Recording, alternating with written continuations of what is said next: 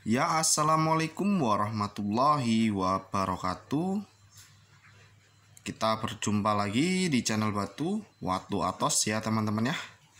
Untuk kali ini kita mau bahas tentang batu virus lagi dengan saya Eko Pariono ya teman-teman ya. Hari ini kita bahas apa ya? Bahas ini saja.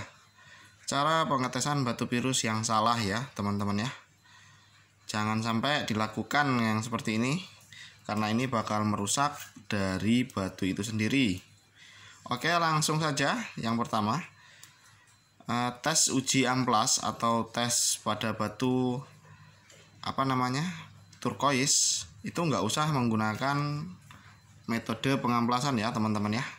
Terkadang dari teman-teman ada yang mengujinya batu ini dengan menggunakan proses pengamplasan. Contohnya, batu ini harus diamplas, ini batu atau bukan gitu ya. Tapi itu salah ya teman-teman ya. Kalau kita mau nguji batu ini ya, yang langkah yang paling efektif ya kita kirim ke laboratorium ya teman-teman ya. Kan banyak itu laboratorium GRI, terus itu Skylab, terus dan banyak lagi yang lainnya ya teman-teman ya.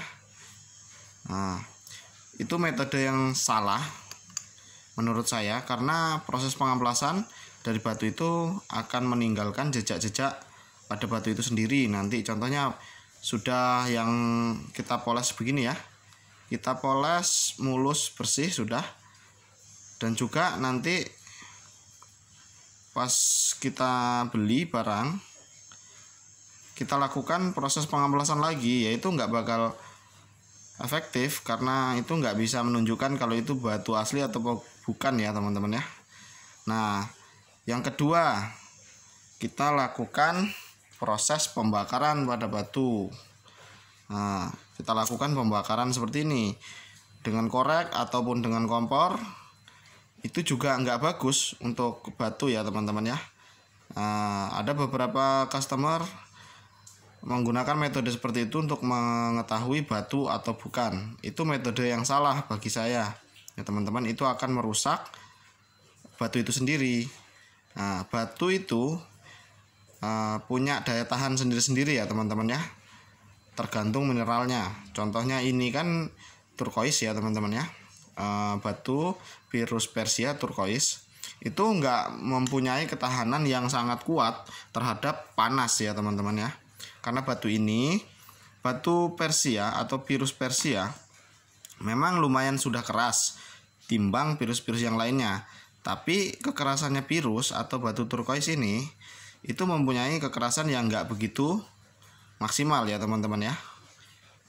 Ya, kalau teman-teman melakukan pembakaran dari batu itu sendiri, dia bakalan rusak gitu ya. Apalagi batu turkois ini sangat nggak tahan sama panas ya. Panas dari api maksud saya ya. Proses pembakaran seperti ini itu kan kalau kita lakukan selama 1 atau 2 menit udah rusak dari batu ini sendiri. Nah, ada beberapa pelanggan yang minta cara identifikasi batu virus itu seperti apa ya teman-teman ya. Makanya saya buat video ini supaya jelas. Nah, ada juga yang ketiga ya teman-teman ya, proses mengetahui keaslian batu virus itu seperti apa. Nah, sering teman-teman tanya juga di WA. Nah, ada yang bilang teman-teman ya, itu mulai perusakan batu, contohnya yang dihancurin atau yang lakukan perusakan pada batu itu sendiri gitu untuk mengetahui batu itu asli atau tidak.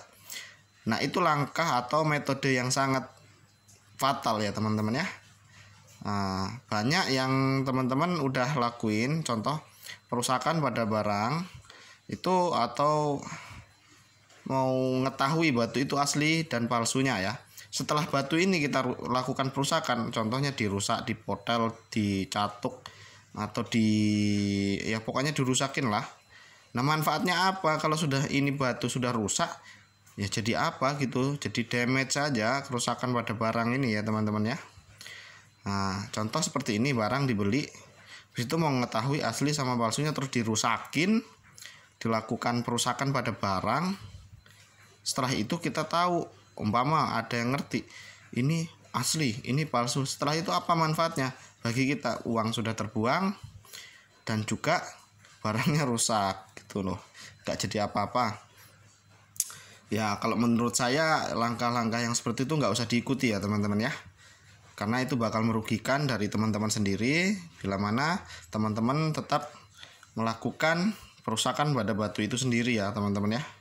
Kalau saya metode yang paling simple untuk identifikasi barang itu asli atau bukan, itu paling mudah ya teman-teman ya.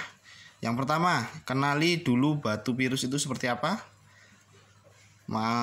Dari batu virus itu mempunyai kekerasan berapa? Baca dulu, cari dulu artikel-artikel tentang batu virus. Bila mana Anda sudah ngerti tentang batu virus, setelah itu lakukan evaluasi pada batu-batu kalian sendiri ya teman-teman ya. Nggak usah dilakukan perusakan pada barang gitu loh. Kalau yang tadi itu memang ada beberapa pelanggan yang melakukan seperti itu ya teman-teman ya. Ya kalau barang itu asli terus dilakukan perusakan atau pembakaran pada barang, terus itu lakukan amplas, mending kalau dilakukan pengamplasan masih bisa dikembalikan seperti semula lagi ya, tinggal dilarikan ke penggosok lagi, suruh poles masih bisa kembali. Tapi kalau sudah lakukan pembakaran tuh bakal batu retak ya teman-teman ya. Sekarang kita bicara tentang batu yang dilakukan pembakaran. Contoh saja, saya cerita tentang batu ini ya, batu akik. Batu akik jenis kalsedoni ini termasuk mineral ya terkuat lah hitungannya ya kalau di batu akik ya teman-teman ya, yang paling keras ya. Inilah batu mineral paling keras ini kalau menurut saya sebagai penggosok batu akik ya teman-teman ya. Batu ini bila mana dilakukan pembakaran bakal terdapat damage pada barang ini sendiri gitu loh ya.